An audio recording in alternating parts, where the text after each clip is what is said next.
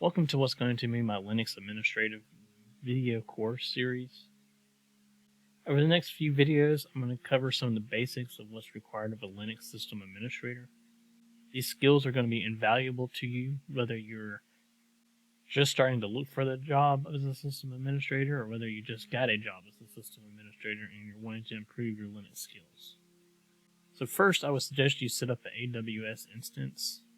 AWS has a free tier that as long as you stay within a certain uses limit, you get for free for a full 12 months. And I will be using a AWS free tier for this whole video series so that you'll see just how long it would take to go outside of those limits. And if you happen to do more on your server than what we're going to be doing on this series and go over those limits, Amazon has a simple pay-as-you-go pricing policy. Or if after the 12 months is over, you want to continue using your AWS instance, again, the same price, pay-as-you-go pricing policy applies to it. So if you don't already have an AWS instance, you can follow this video that I'll tag up here at the top on how to set up your account. But at this point, I'm going to assume that you have an account already and you have an EC2 instance running. And then at some point in time, you downloaded a pin file to connect to it. So I'm going to click Connect to Mine, and then I'm going to open up PowerShell. I'm going to navigate to where the pin file is at. And then I'm going to come back over here to SSH client. I'm going to copy this SSH command. And I want to put it in my PowerShell screen. And I'm going to connect to my Amazon server, AWS instance. And there I am. Now a little bit of house cleaning here. Being the first time logging in, I would suggest you do touch.hush login. What that's going to do is instead of giving you this welcome message every time you sign in, it's going to pipe it to this file, hush login, so you'll get a blank screen. And I'm also going to suggest that you go to the documents folder on your computer and you create a folder on your home computer and you create a folder labeled Linux Administrator or Linux Admin, and you store your Linux pin file in there, and you also start a text document just titled whatever you want to title it. And I titled mine Linux Admin Notes because we're going to be doing a lot of copy and paste and back. And then I'm going to confirm that even though it says I'm logged in as Ubuntu, that I'm in the sudo group by running sudo apt update. And this one says I have packages that can be upgraded, so I'm going to do sudo apt upgrade.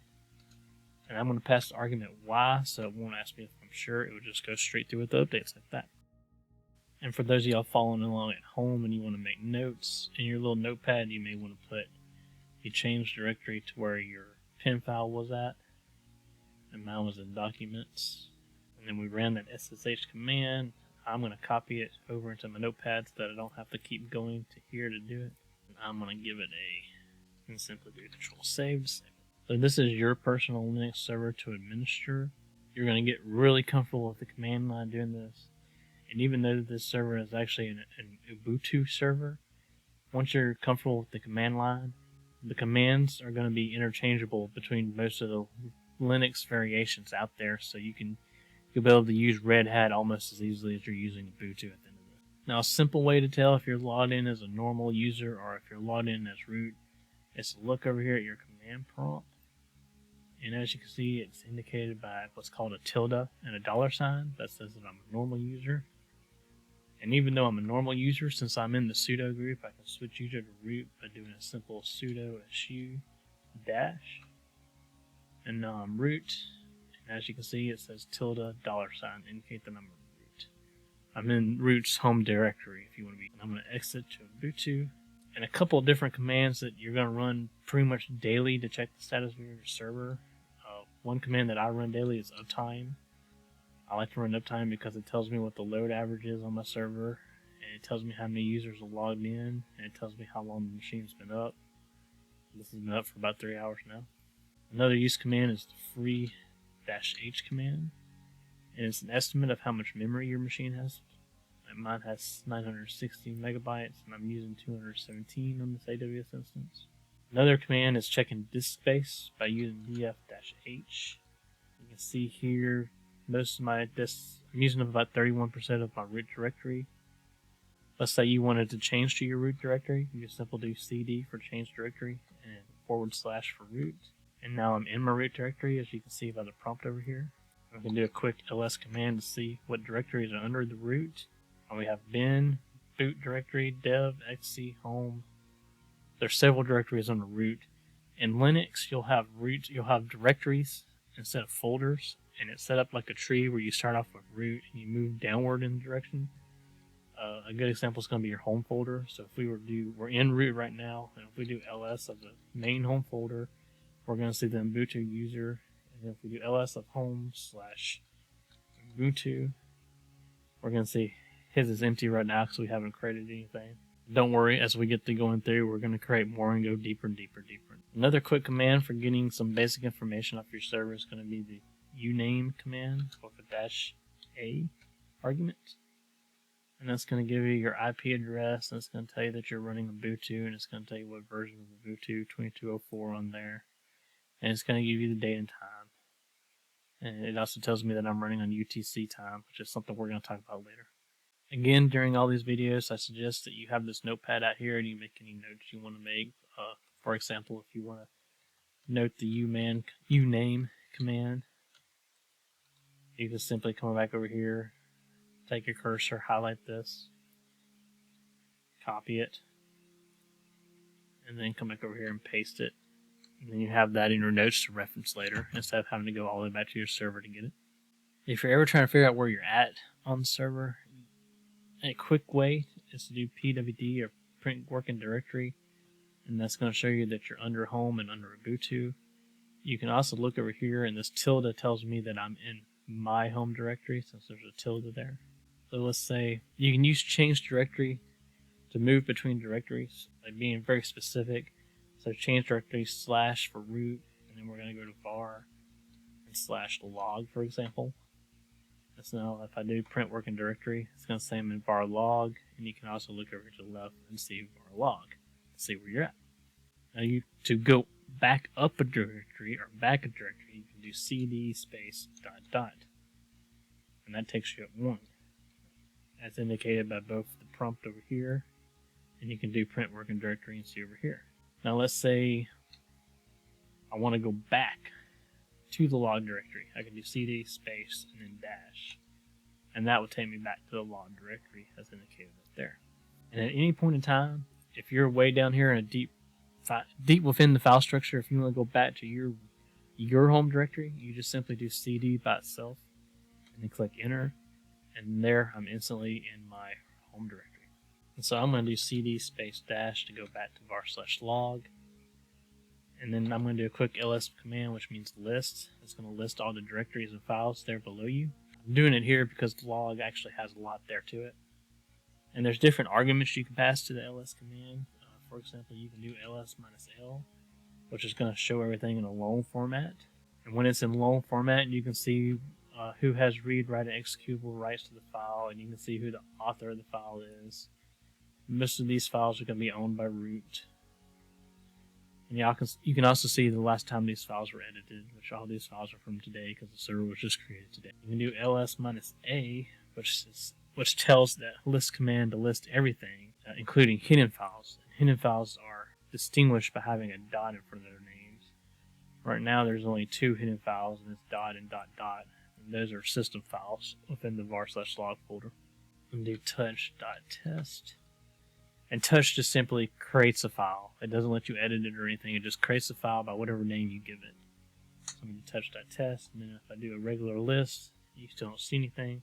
If I do ls for list -a, you'll see my hidden files, which are just distinguished by a dot in front of it. And your home directory actually has a few of them. You'll have bash history, and then you'll have ssh, and you have the test file that we created. And Linux also has a built-in manual to it that you can access anytime by putting man in front of the command you're curious about. So we can do man ls, for example. And as it says, ls stands for list directory contents, and it tells you all the different arguments you can pass on to it.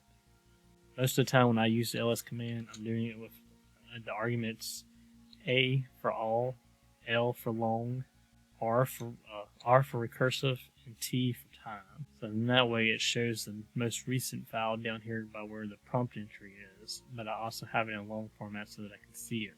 And I find that really handy to have in my day-to-day we're working on. You can also man pwd print working directory, and it gives you the name print working directory. You can man the cp command, which is copy. It helps you copy files and directories.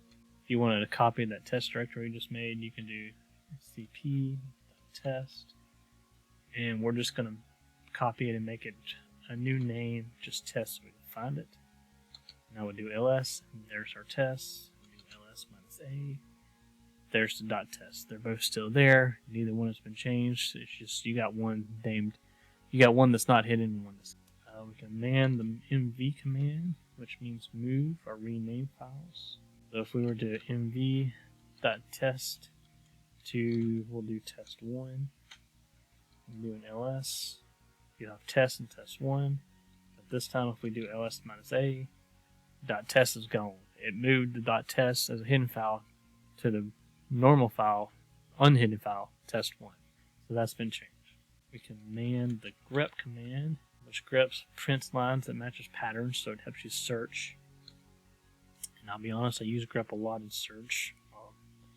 I use grep a whole lot in my var/log folder.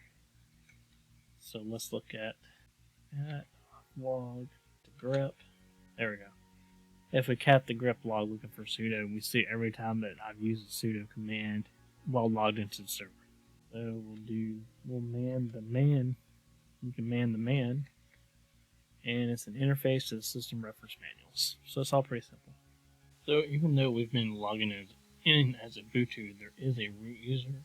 Now the root user has pretty much unfettered access to the server, and it's not good practice to log in directly as a root user. It's preferable that you log in as a regular user like Ubuntu and use sudo whenever possible. And then if you can't use sudo on something, you do sudo su dash, switch to the root user, and then exit. So if we do something like ls-l of the etc/shadow folder, I'm going to hit tab to autocomplete it, you will see that this is a root folder, so it's not going to let me do anything like cat on it. See, permission denied. So unless I do something like sudo, I won't be able to view it because I'm just a regular user. And what this is a password file. Now it does keep our passwords in a hash format, and typically if a hacker gets into a server, it's going to look for this password and try to copy it off the server in order to hack it offline or crack it offline. Another command that as a normal user you can't run without using sudo is the reboot command. So if I try to do reboot, it says it failed to send the message. But if I do sudo reboot, connection's instantly lost. And we'll wait for that to come back up. Now once it's back up, if you want to prove that it actually fully restarted, you can use something like the uptime command. And if you look, it's only been up 0 minutes, so it did in fact restart. Another interesting file is the var/log/auth-log. We viewed that the other day. We used a grep command on it. Of course, if you use the less command, it shows you a page and page at a time. And you just use space to go through it. And then just hit Q to exit it. If you run hostname CTL, it shows you the static hostname of your server, which it should be the static IP address of the server. We can change that if we want to by doing sudo hostname CTL let hostname, and then whatever you want to change it to. I'm going to change it to lin-a for Linux admin. And you don't have to reboot it, but if you want to actually see it over at your left here, you do have to exit and SSH back in. And there it is. Now on cloud servers like AWS, it would also help to edit the cloud config file. So you do sudo vi /cloud.config, and there's an option for preserve host name, and right now it's set to false. We're going to set it to true by deleting it, hitting insert to go insert, hide insert. We'll hit escape, shift CC. Now if you run the time date CTL command again, you will see that you're on UTC time. Now depending on what you're using your server for, you may want to change it. Let's say you're a business and let's say you're some type of shop and you're doing business across the country, so yeah, having UTC time would be handy. But let's say you're just some blog and you want to keep it on your local time so it's easier for you to look through the system logs. You can change the time date. You can change the time zone by using the time date CTL command. To see the time zones available, to time date CTL list time zones. And again, you can use the spacebar to go through this page by page, and then hit Q to exit. And then to change the time zone, you're going to do sudo time date CTL set dash timezone America / Chicago. And then to confirm that you actually set it or changed it, do time date CTL itself, and it's set to American Chicago this time. And the big thing to keep in mind after changing the time zone is that if you were to be looking at var/log, like syslog for example, there's going to be a time jump from right before you change the time zone to right after you change the time zone. So just keep that in mind if you're searching for something. Well, let's change directory to the root directory. We're going to do a quick ls to see what all is available. So now we're going to change directory to /root. And it's not going to let you do that as a regular user. So we're going to have to change into the root user to do this and do that is a sudo su dash. Here we are as root user. There's some lines, make some space. Let's change directory to /root. And this is the home directory for the root user. Instead of being located under /home and then /root, like a normal user is, like my user would be or the Ubuntu user would be, this one is directly under the root directory. So if we go back to the root directory and do ls, you'll see a home directory over here. So if we change directory to home and do ls, I made a user for myself, and so you can see my home directory, you can see Ubuntu's home directory. I'm going to do pwd to show that we're in the /home folder. And then if you look underneath, we use mine for example. There's nothing in there right now, but I'll do art so you can see. Well, that's where all my personal .files are going to be located, and everything that I'm working on will be underneath that folder. And if you notice that I only have write access to my home folder, if I was to do ls minus alrt of Ubuntu, Ubuntu is the only person that has write access to his home. We'll go up and do cd ... do ls again. And this time let's look at the etc folder. Now these are configuration files. And this last etc there actually are going to be configuration files for the system, most of which can be edited by hand. Netconfig, for example. The netconfig. And if you needed to change something to the TCP, you can edit this file directly if you need to. Of course, this affects the system wide. And we're going to exit without saving anything, which is a :q bang. var will contain all the log files. So we'll go there and do an ls real quick. These are the log files for all normal operations can be found here. For example, we have syslog, we have auth-log, we have the demeshes log. As a system administrator, you're probably going to be looking at the auth-log and system log pretty regularly. So it helps to know where they're at, which is under /var/log. Now that we're finished, we're going to type exit to leave the root user and go back to Ubuntu. Now we've been typing a lot of commands. If you ever need to go back to a command, you have a couple of different options. You can simply hit the arrow key, the up arrow key to go up. Like if you wanted to do time date CTL again, go up and then hit enter, run it again. You can use the history command to see up to about 100 of your last commands that you've entered. If you can't remember what you are looking for, now you can highlight one, copy it, and then paste it if you want to do it again. You can do bang and then the number. So we'll do 95 for CTL, and it will run time date CTL. And so I did exclamation mark or bang and then the number beside the command right there. You can do Control R to enter search and start typing in, and it's going to auto-complete what you're looking for. And so it's going to suggest sudo reboot for me, and I can select it and then hit enter if I wanted to do that, but I don't want to do that right now. So I'm going to change directory back to my home directory, and there's those 2 test files that are working. Another good practice for on a server situation, if you're an administrator, is to make yourself a sbin folder. You're going to do make dir sbin, and that user sbin directory is where I store any scripts that I write for, mostly for all my scheduled tasks that I have to run on a regular basis. We'll get into how to schedule tasks later. But I store that in the sbin, and I also make a directory called WA. And WA is what I call my work area, and I'll store something that I'm just temporarily working on that I don't care what happens to it, or if I want quick access to it, to just blow it away to make room for later. So those test files would be a good example of something that I would store in my WA directory. So we're going to move those real quick by doing mv test and test1, and I'm going to do WA slash. So we do ls, they're now gone from here, but if we do ls WA, they're under WA. Let's change directory to WA. Now you have 2 options for editing. You have what's called VI, and you also have nano. So we're going to do VI -- version. And we have VIM VI 8.2. So VI is also VIM, in case you hear anybody talking about it. Now VI will be on pretty much every server you come across. Nano may not be on every server, so it's good practice to get used to VI as opposed to Nano. And Nano is on this version too, so we'll go over both of them pretty quickly.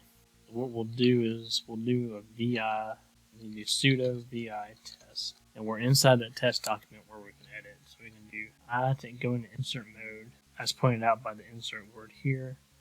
And you just start typing some testing text in the document. And then you hit escape twice to exit insert mode. And so now you can exit without saving by doing :Q and then exclamation mark and then hit enter. Or you can exit by saving by doing Shift CZ and it will save it. Let's copy something that actually has a lot of quantity to it so you can actually see what we're editing. Now this is all the services that are running on our computer right now, but this is a copy of that file, so we can do any type of editing to this that we want. On the AWS server, you're going to be able to move by using the arrow keys, but on older servers, you may not be able to do that. So you can move by using HJKL. L is going to go to the right, or H is going to go to the left, J is going to go down, and K is going to go up. So in case you're ever on a machine that doesn't have the arrow key. Now if you want to delete all 3 lines, you can do 3DD, and that instantly deletes 3 lines. To change that, you just hit, to undo that, hit :U, and it reposts those 3 lines. Let's say you just want to hit delete 1 line, you can just hit DD, and there goes that 1 line. Again, to change it, put it back or undo, :U. Let's say you just want to remove part of a line. You can go to where you want it to end at, hit Shift D, deletes that part of the line. Let's say you want to copy paste something. You go to the line you want to copy. You're going to hit Y 2 times for yank, and then go down to where you want to paste it at, just above it, and hit P for paste. If you want to start typing anywhere in here, you just simply hit the I button, and you'll go into insert mode, and you can start typing some text. And then exit, just escape. If you ever just want to replace one word in here, you just go to the line you want to replace, hit R for replace, type the letter you want to replace. You want to go to lowercase d, 2 lowercase g's. If you want to go to the very end of the file, you'll do 2 uppercase g's to go to the very end. If you ever need to search for something, you're going to hit / and type in what you want to look for. And it's going to highlight the first option for that string. You can hit enter to select it. And then if it occurs multiple times, what you can do is you can hit N for next to go to the next option. And it would tell you when it gets to the bottom of the file, and then it will continue back up to the top if you hit next again.